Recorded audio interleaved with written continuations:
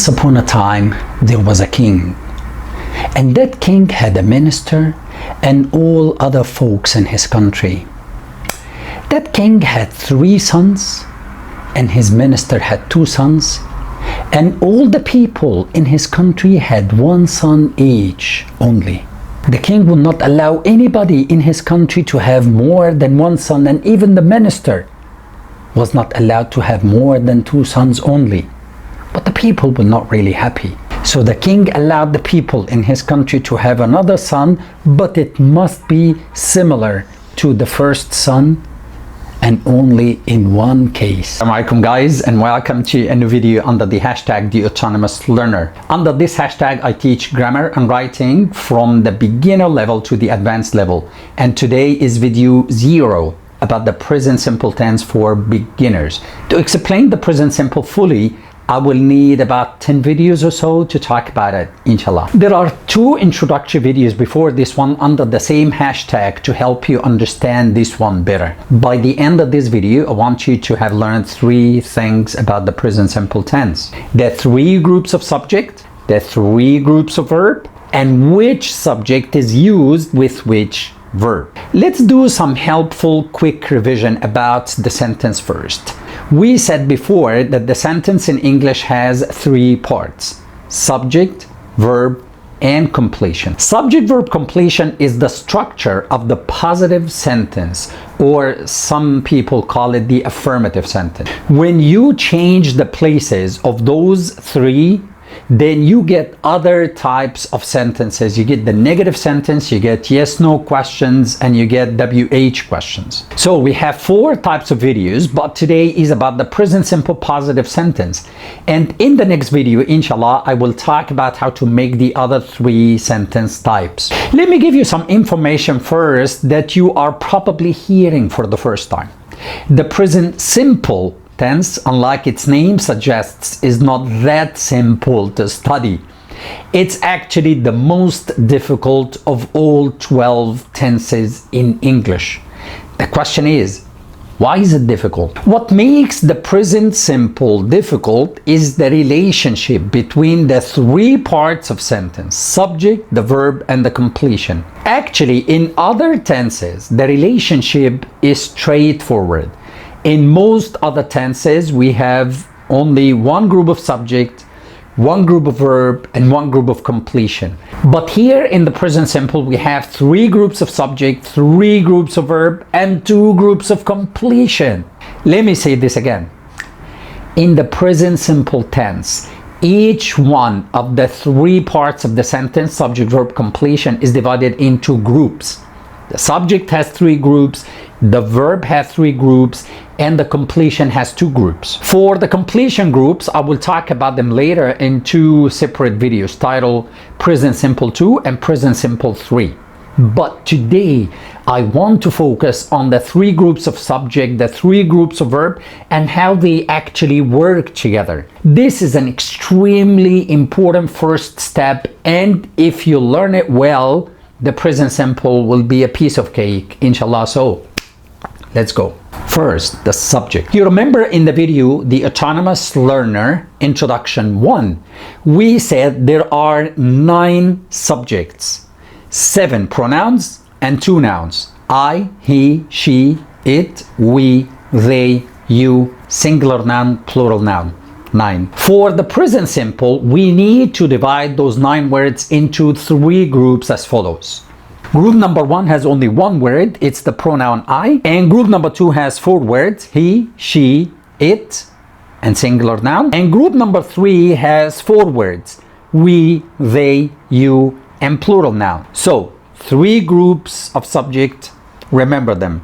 Let's talk a little bit about the verb now. We are lucky that the verb in any present simple positive sentence is only 1 word, unlike most other tenses in English in which the verb can be 2 words, 3 words, or even 4 words. The verb in the present simple tense comes from the first form, as we said in the video, The Autonomous Learner, Introduction to All English Verbs. I know it's a long title. Take a look at the verbs in the first form.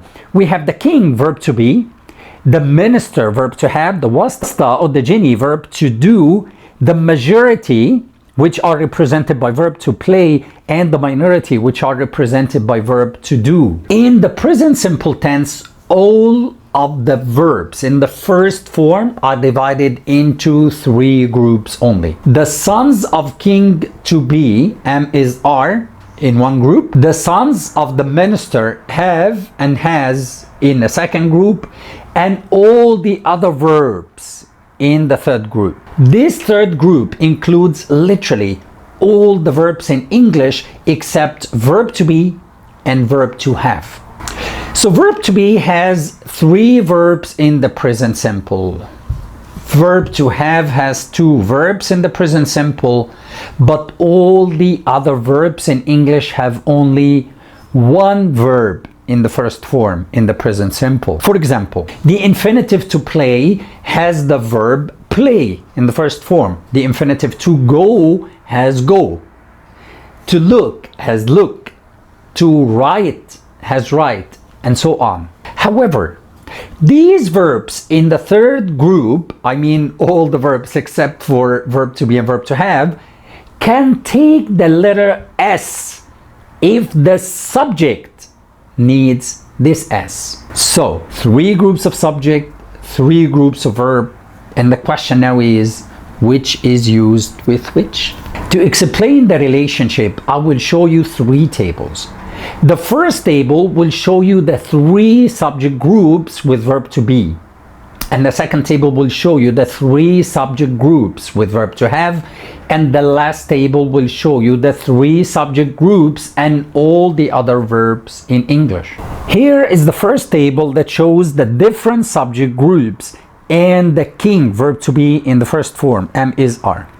We can see here that each one of the 3 subjects takes its own verb. I use the completion happy just to make the sentence complete and meaningful. So, I am happy, he, she, it, the student is happy, and we, they, you, the students are happy. Alright, and here's the second table that shows the different subject groups with the minister, verb to have. As we can see, has and have are the only sons of verb to have in the present simple. So have is used with I, we, they, you, and plural noun, and has is used with he, she, it, and singular noun.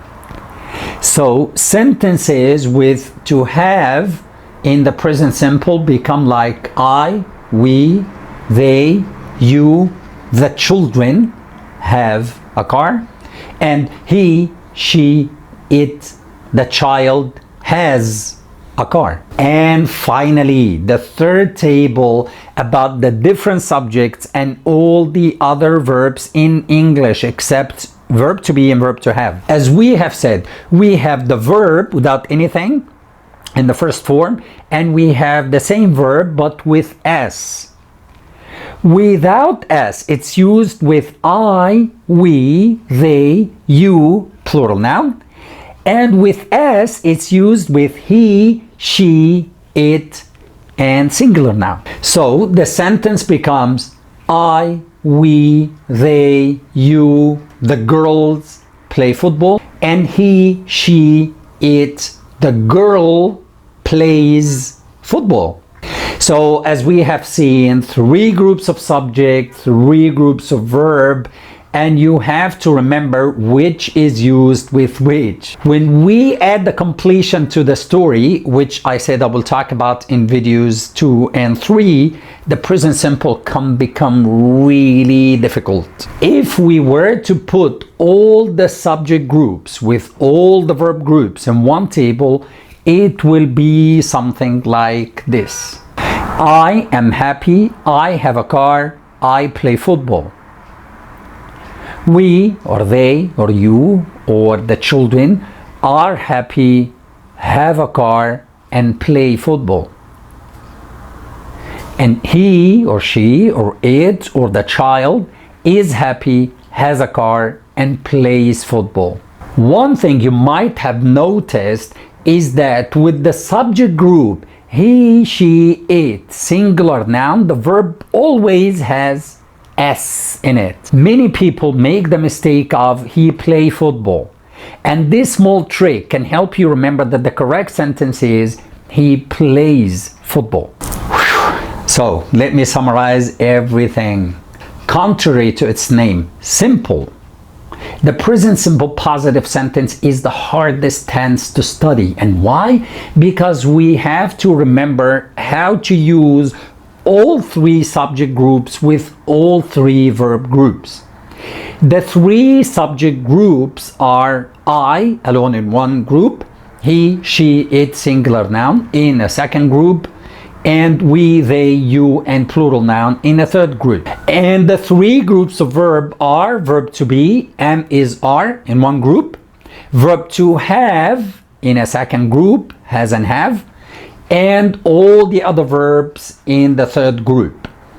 This is the only tense, by the way, in which we add something from outside the sentence to the verb. I mean the S that's added to all the other verbs when the subject is he, she, it, or a singular noun. Because you're really smart, you will ask me, when do we need to use verb to be, when do we need to use verb to have, and when do we need to use all the other verbs? To know the answer, you have to watch the coming videos on completion. So don't forget to follow me on Facebook and hit subscribe if you're watching from YouTube.